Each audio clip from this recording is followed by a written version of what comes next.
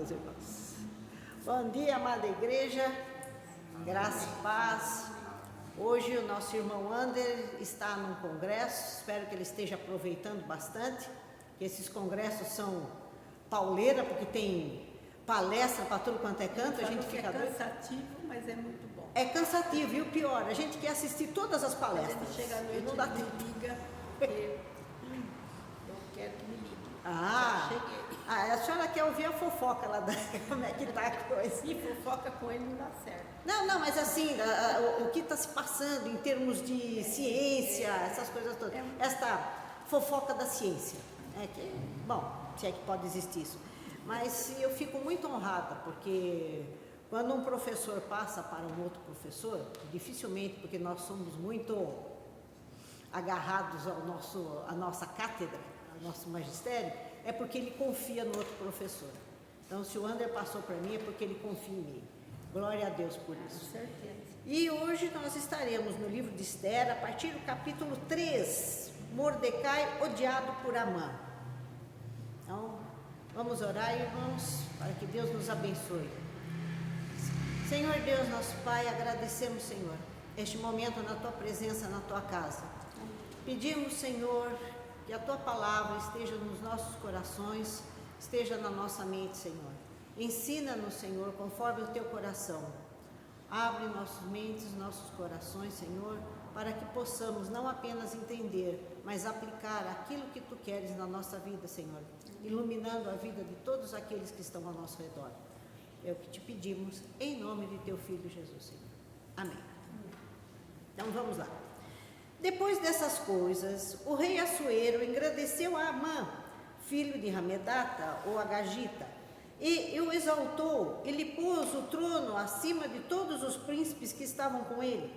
Todos os servos do rei que estavam à porta do rei se inclinavam e se prostravam perante Amã, porque assim tinha ordenado o rei a respeito dele.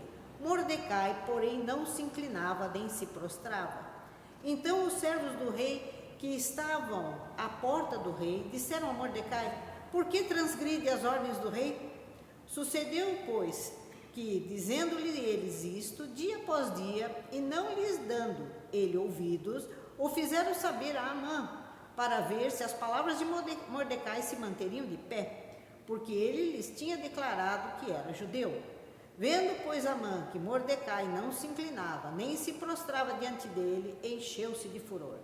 Porém, teve como pouco nos seus propósitos o atentar apenas contra Mordecai, porque lhe haviam declarado de que povo era Mordecai. Por isso procurou Amã destruir todos os judeus, povo de Mordecai, que havia em todo o reino de Assuero. Irmãos, aqui tem uma coisa muito esquisita, né? Por que Mordecai não se inclina? Pesquisei, e em todos os autores, em todos os 5 autores que eu pesquisei, nenhum deles tem explicação lógica para isso. Por que Mordecai? Porque dentro da própria palavra de Deus, não há nada que fale que você não deva prestar reverência ao seu superior. Ou, não digo reverência, mas obediência, respeito. Davi, quando o pessoal ia ver Davi, eles se inclinavam perante Davi. Não em forma de adoração, mas em forma de respeito. E é aqui, quando a gente vê, o Mordecai fica em pé. E aqui mesmo, a Bíblia Shed fala aqui, né? 3:2. Amã tinha o título de amigo do rei, ou segundo no reino, falando de amigo. Nada havia na religião judaica que proibisse o respeito prestado a um príncipe tão eminente. E mesmo se houvesse, o mesmo Mordecai que deixou Esther casar-se com um gentil, não teria faltado com esse respeito. Mas por quê? Ninguém sabe o porquê, ninguém explica, a Bíblia também não fala, não há uma exegese que explique o porquê. Talvez para mostrar esse ódio que Amã teria contra o povo. Tem alguns isso já é mais moderno, mas não tem, assim, não são teólogos que falam, voz corrente dentro do povo judeu. Porque o livro de Esther, houve um conflito para ele entrar no cânon, né? Porque o livro de Esther, ele não fala de Deus, nenhuma vez. Fala só de Esther, fala do povo judeu, e que isso estaria ligado, e na época, eles davam muita risada, porque como é que alguém pode acabar com o povo inteiro? Só que depois, com a Segunda Guerra Mundial, com as atrocidades que foram feitas no governo nazista de Adolf Hitler, este livro deu sustento para o povo judeu, porque eles iam para a câmara de gás, a ideia de Hitler era fazer o quê? Não era o mesmo de Amã? Exterminar o povo? Então, este livro de Esther deu amparo, deu luz, deu ânimo para o povo. Alguns acham que o livro de Esther, naquela época, sem eles saberem que o cânon, segundo todos falam, foi inspiração divina. Só entra na Bíblia aquilo que foi uma inspiração divina. Teria entrado para estar agora, no século XX, dando esse esteio, dando esse sustento espiritual para o povo judeu. Até que ponto é verdade, mas, como está falando bem da palavra de Deus, eu creio. Não sei se é verdade ou não, mas se é isso que é voz corrente entre o povo judeu, ninguém melhor do que eles, um povo escolhido para falar deles mesmos. Então, para mim morreu o assunto aí. Mas por que o Mordecai não teria se dobrado? Para mostrar este ódio de Amã, para fazer aflorar este ódio de Amã. Ele também não sabia, talvez o próprio Espírito Santo, o Espírito de Deus tenha fomentado para que desencadeasse todas estas questões para mostrar para o dia de hoje o que acontece e que Deus sustenta este povo, né? Então, continuando, Amã pretende matar todos os judeus. No primeiro mês, que é mês de Nissan, no ano do 10º do rei Assuero, se lançou o Pur, isto é, sortes, perante Amã, dia a dia, mês a mês, até o 12º, que é o mês de Adar. Então disse Amã ao rei Assuero: existe espalhado, disperso entre os povos em todas as províncias do teu reino, um povo cujas leis são diferentes das leis de todos os povos, e que não cumpre as do rei, pelo que não convém ao rei tolerar. Gente, a gente vê Xerxes aqui, desculpe o termo, mas um bananão. Qualquer um que fala alguma coisa para ele já vira casaca, ele já puxa. Enfim, se bem parecer ao rei, decrete-se que sejam mortos, e nas próprias mãos do que executarem a obra, eu pesarei 10.000 talentos de prata para que entrem no tesouro do rei. Ou seja, ele está falando para o rei, né? Aqueles que morrerem, eu vou dar para o tesouro do rei 10.000 talentos. Cada talento de prata dá 30 quilos de prata. Então, 10.000 talentos, 30.000 quilos. Será que o olho de Xerxes não cresceu? Conheço gente que por menos... Muito menos. Bom, aqui a Bíblia Shed faz um comentário, né? O talento pesava 30 quilos. A renda total do Império Persa era 17.000 talentos, e os cofres imperiais estavam vazios por causa da guerra contra os gregos. A grandeza da oferta e a cortês recusa do rei são a maneira oriental de dizer: vamos despojar os judeus. Se eu não me engano, há pouco tempo, questão de uns 10 anos, começou-se a comentar sobre o ouro judeu que deveria estar nos bancos da Suíça. Por quê? Porque Hitler, quando despojou os judeus, mandou o pessoal, tirou todo o dinheiro que eles tinham, todas as joias, todo o ouro, tudo que eles tinham. Então, fazendo o paralelo, né? O que Amã propôs para Assuero, para Xerxes, praticamente foi o que foi feito durante a Segunda Guerra. Qualquer semelhança não é mera coincidência. Então o rei, versículo 10, tirou da mão o seu anel e deu a Amã, filho de Rabedata, a Gagita, adversário dos judeus. Ele disse: esta prata seja tua, como também este povo, para fazerdes dele o que melhor for do teu agrado. Chamaram, pois, os secretários do rei no dia 13 do primeiro mês, e segundo ordenou Amã, tudo se escreveu aos sátrapas do rei, aos governadores de todas as províncias e aos príncipes de cada povo, a cada província no seu próprio modo de escrever, a cada povo na sua própria língua, em nome do rei Assuero se escreveu, e com o anel do rei se selou. Sátrapas seriam o que nós chamamos os governadores, e os governadores de província seriam os prefeitos de estado. E o mais interessante, no tempo de Dario, foi instituído algo espetacular que nós temos até hoje, aqui no Brasil meio falido, mas éramos um dos melhores do mundo, chamado correio, aquele que corre e entrega a mensagem. Então, haviam homens especiais que levavam as mensagens de um território ao outro, via com selo real, e as cartas iam de território a território através deste correio. Passava aos sátrapas, aos governadores de estado, que seria, e depois aos governadores das províncias. Províncias são as cidades, então passavam para as cidades. Então, a administração feita no Império Persa era impecável. Dario, ele dividiu o reino dele grande em territórios. Esses territórios eram governados pelos sátrapas, e os sátrapas eram responsáveis por cada cidade lá dentro, e a cidade tinha o seu governador, que nós chamaríamos hoje de prefeito, que administravam estas cidades. Então, muito parecido com o que nós temos hoje, só que com nomes diferentes.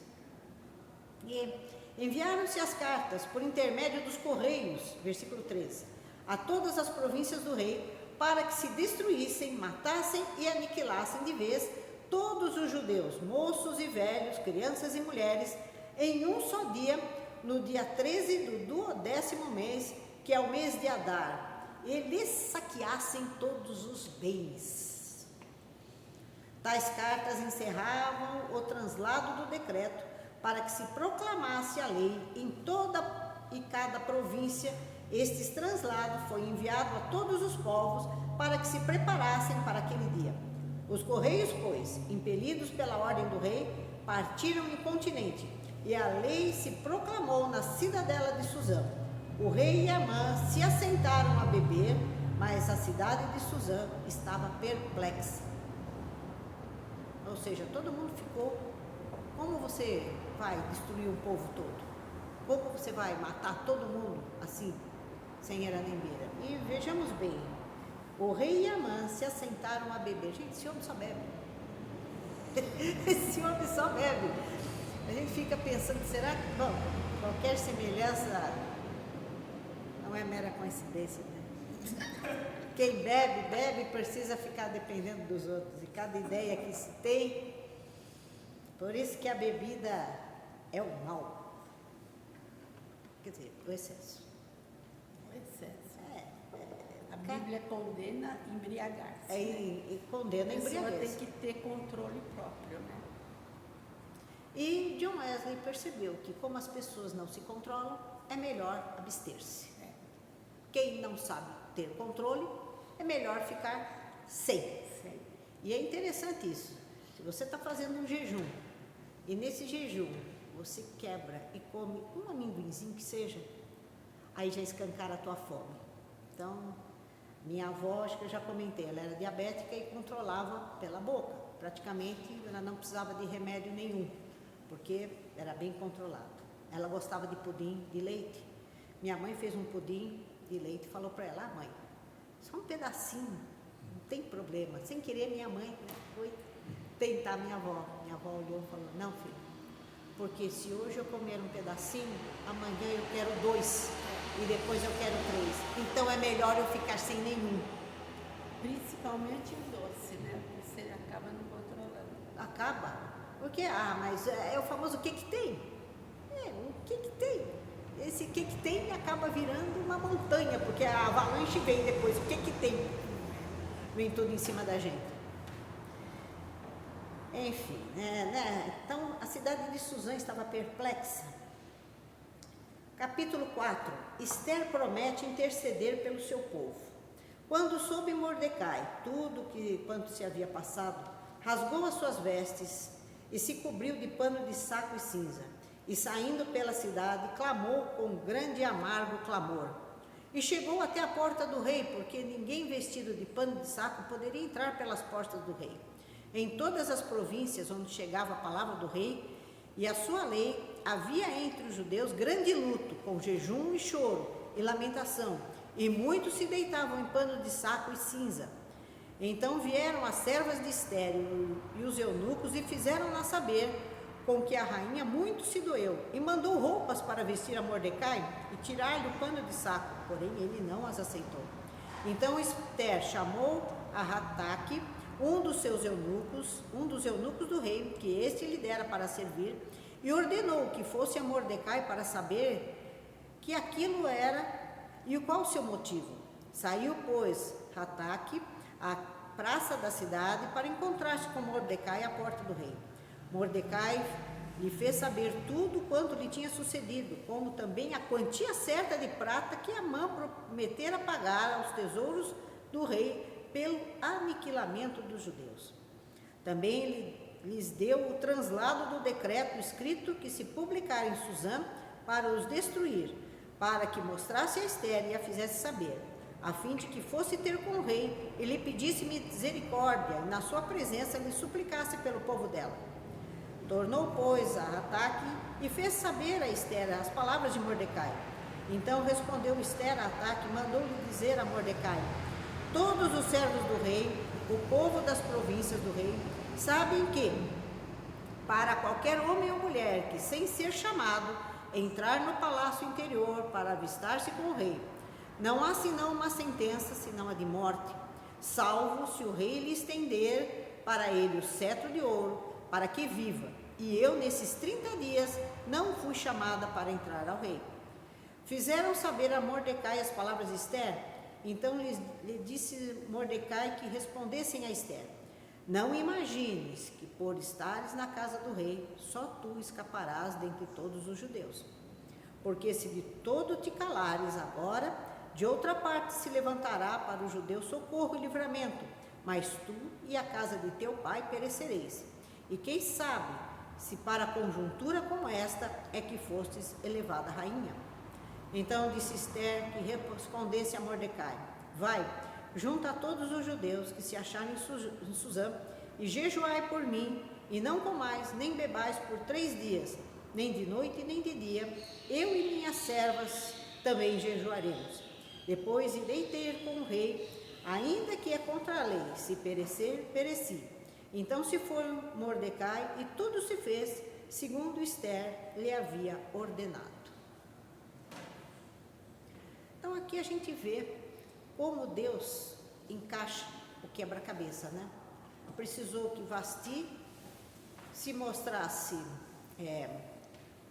rebelde perante o rei, não aceitasse estar na presença de bêbados, como diz os argentinos, borrachos, para que ela fosse destituída de rainha, Esther colocada rainha, Mordecai afrontasse Amã e a Amã mostrasse a sua ira para com toda uma raça, com todo um povo.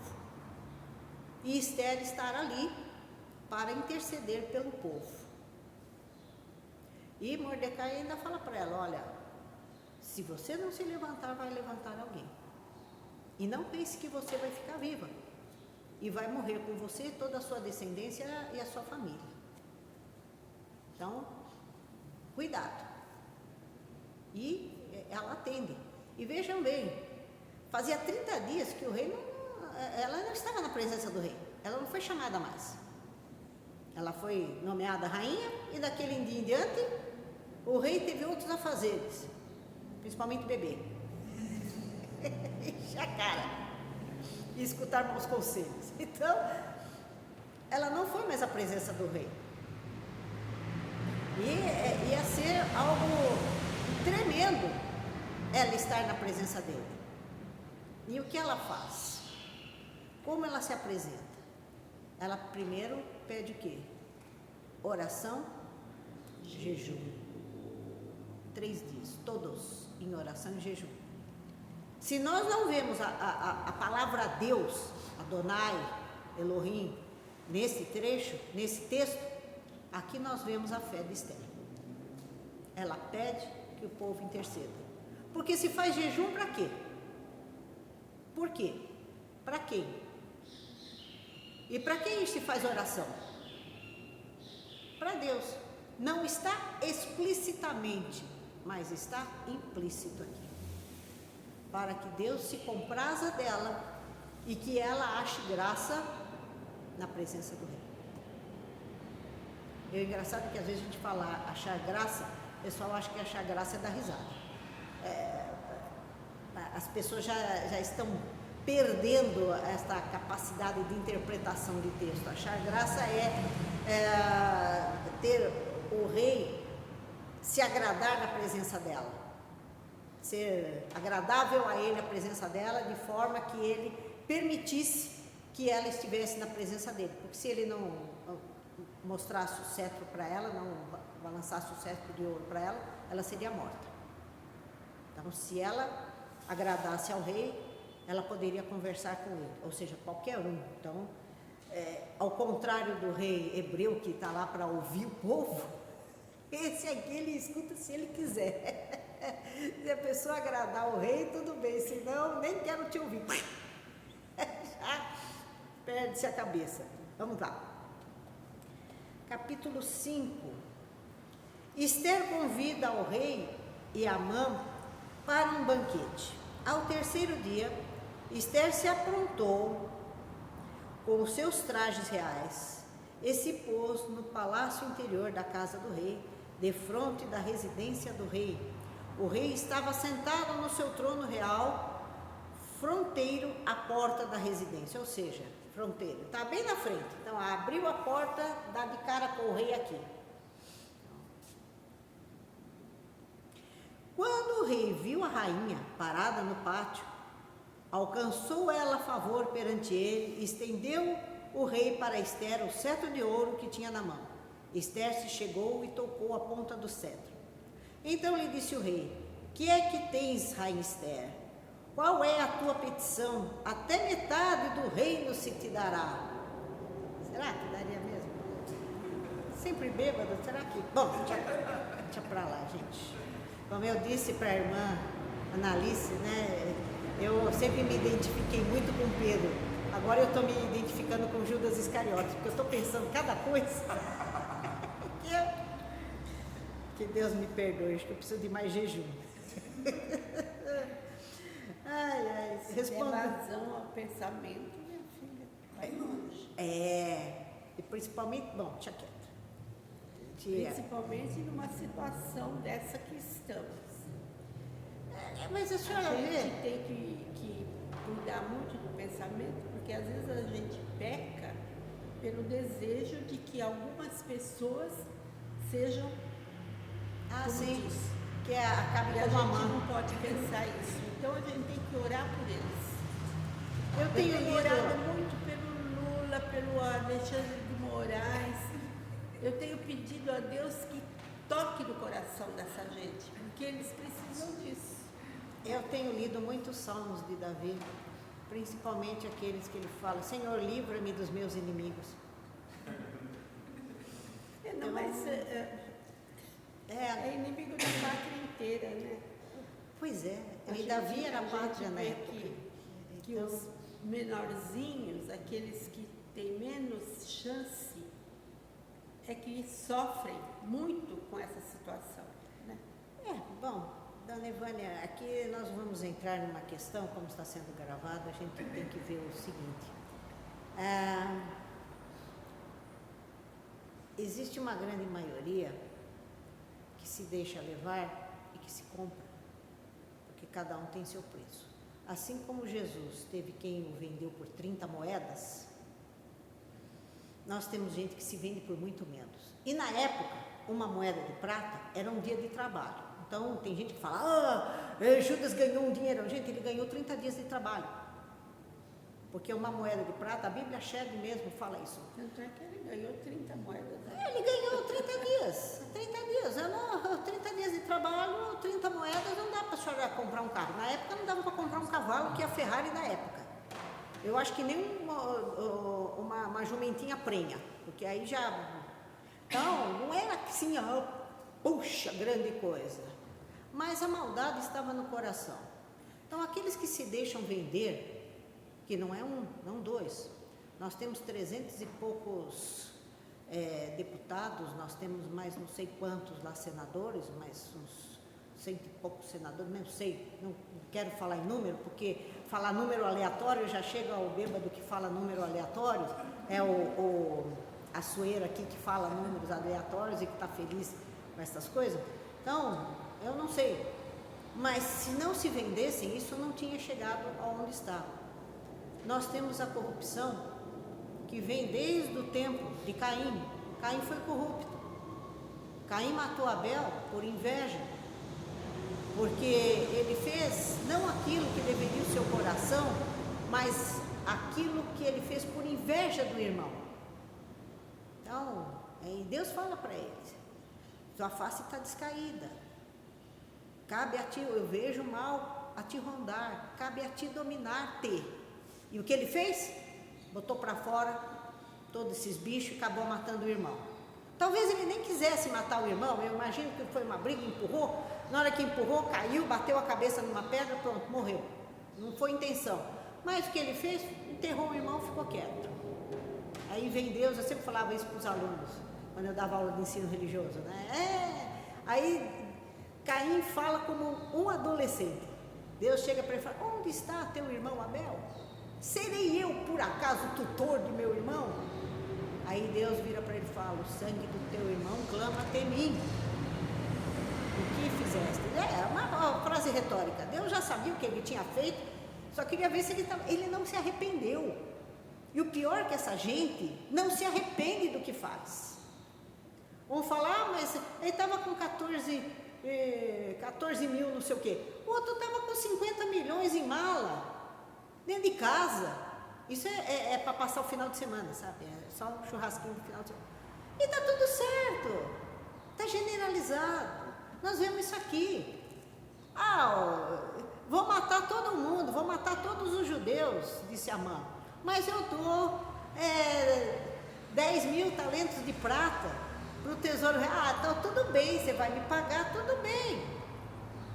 E a gente vê que isso, o ser humano não mudou. Aí vem o Espírito e fala para mim, mas a gente reencarna. Não mudou. Não mudou. E como é que tem mais gente agora do que tinha naquela época?